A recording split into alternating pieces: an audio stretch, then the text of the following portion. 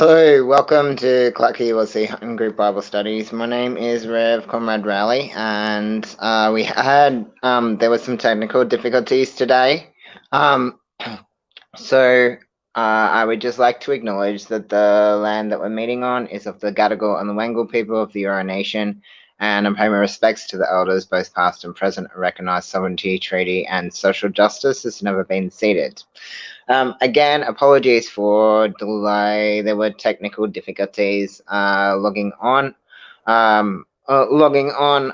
So we've had to use phone backup technology.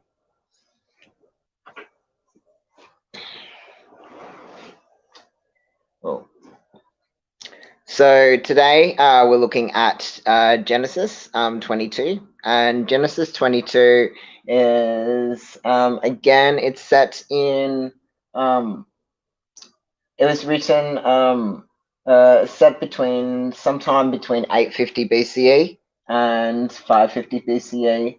We suspect that Moses is the author. That's the first thing.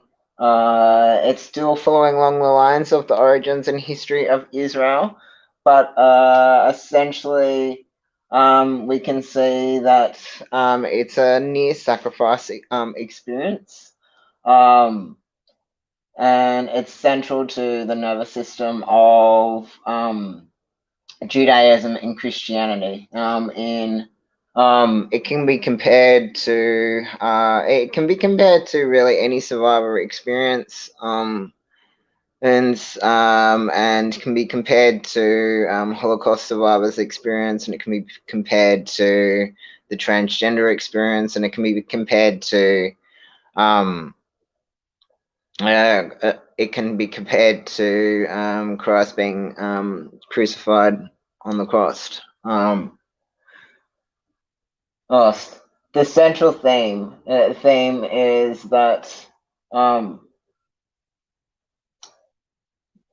this particular passage, it resonates with survivors and the sacrifice of Christ. And primarily the text is primarily focused on addressing the question of the question of child sacrifice, and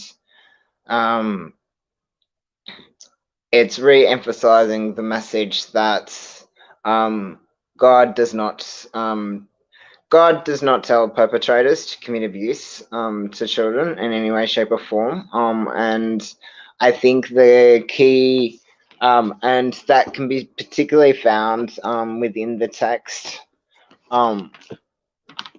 that when God re-emphasizes the message that do not kill your child, do not kill your child in order to prove your faith to me. Because he says, the specific passage says, do not lay a hand on the boy or do anything to him. For I know you fear God, since you have not withheld your son, your child and your only child from me. So in this particular passage, in 24:12, it re-emphasizes the message that no way, shape, or form does God support perpetrators of abuse, but in fact, God in fact tells them not to do it, not to do it.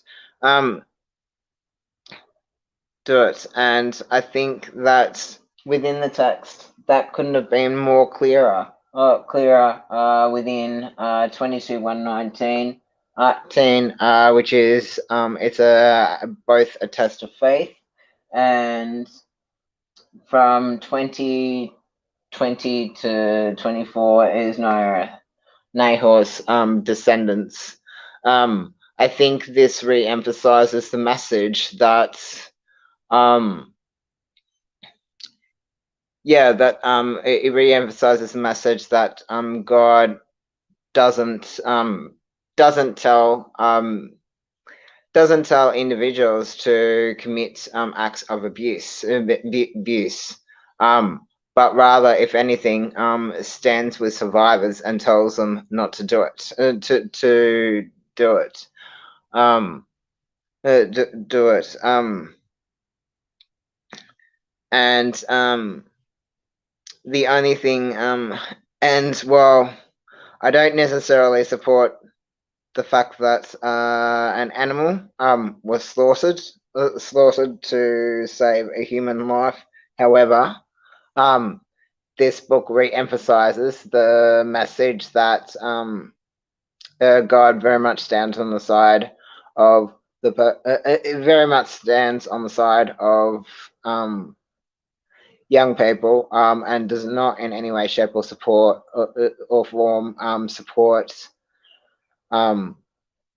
support people, children being abused in the name of a sacrifice to God. God, and that God, what God provides, God does it for human life, and doesn't do it, never does it at the expense of human life.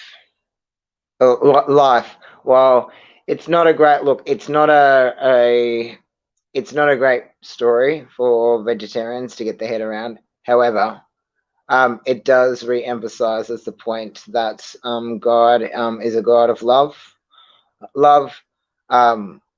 and that in no way, shape, or form does God's condone or support abuse. Abuse. Abuse. And while it's not a great story for vegetarians, however, it's a very good message for survivors. Survivors, that God will provide, and that God will defend the survivor to prevent abuse from occurring. That's all for now.